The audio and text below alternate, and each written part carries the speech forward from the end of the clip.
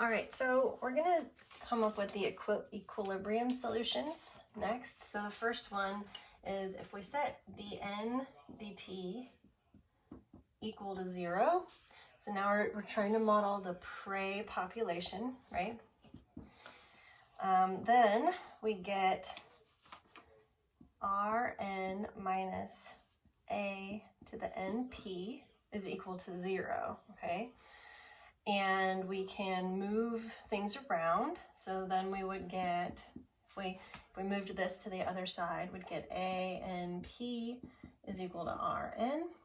We could take care of the n's on both sides, and we get a p is equal to r, or we get r is equal to, p. We're solving for p. So I should use my notes. We get p hat, the predicted number of predators, is equal to r over a. Wait a minute. I was trying to solve for the equilibrium of the prey, and when I did this, I get a predicted number of predators. Weird. Well, let's see what happens when we try to solve the predator model for its equilibrium. So in that case, we take dp dt is equal to 0, and we plug in the predator model, which was a, b, n, p minus mp. Now, if we move the mp around, we get mp is equal to a, b, n, p. We cancel the p's, we get m is equal to a, b, n, or n predicted is equal to m over a, b. Now what?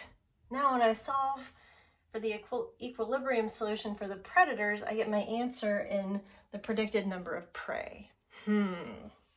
What's super cool about these Lotka-Volterra predator-prey models is that the prey populations are controlled by the number of predators, and the predator populations are controlled by the number of prey. So that's pretty cool. So now we can plot these two functions, r over a and m over ab, to get what are called the isoclines, right? So just like with competition, if we plot these in state space, so we have predators and prey, and we plot basically the predicted number of predators, p hat, would be some constant value r over a, okay? And if we plot the predicted number of prey, then we get some other constant value, m over ab. So now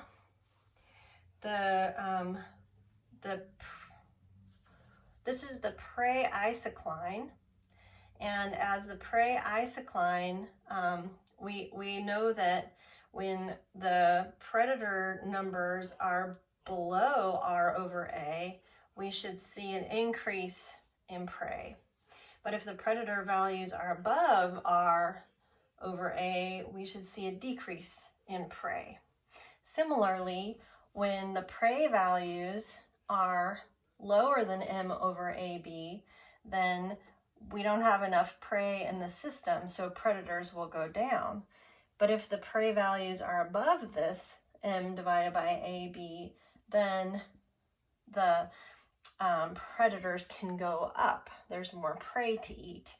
So if we plot these two things in the same space,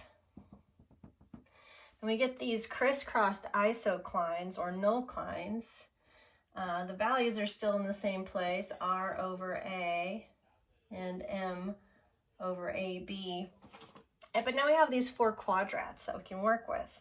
So here we know that predators are going down, but prey might be going up, might be increasing, right? So we get this kind of like, we get things happening like this, right? So the prey are going down, but the sorry, the predators are going down, the prey are going up. Here we have the predators or the prey are still allowed to go up, but the predators can go up too. So we get growth like this in the system. Now here we have the predators are still going up, but now the prey would be going down. So we get an arrow like that. And here we have prey going down and predators going down and prey going down. It doesn't help that they're both P words. Okay, so here we go. Like that. And so what you end up with when you cross these two nullclines or isoclines is you get an ellipse that's cycling. And so this is why we see those cool oscillations, the cool cycles. The ellipse indicates that the peak predator population occurs here at the midpoint for the prey population. And over here, the peak prey population occurs at the midpoint for the predators. And so because of that, there's an oscillation. Now the size of this ellipse will vary depending on the starting conditions. So if the population starts at a higher value, then you get a bigger ellipse. But it's always going to go in this counterclockwise way.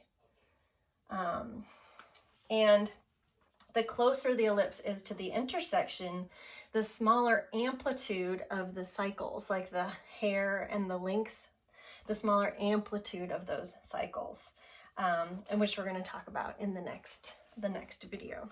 So yeah, I'll talk about model assumptions and the amplitude of the cycle next.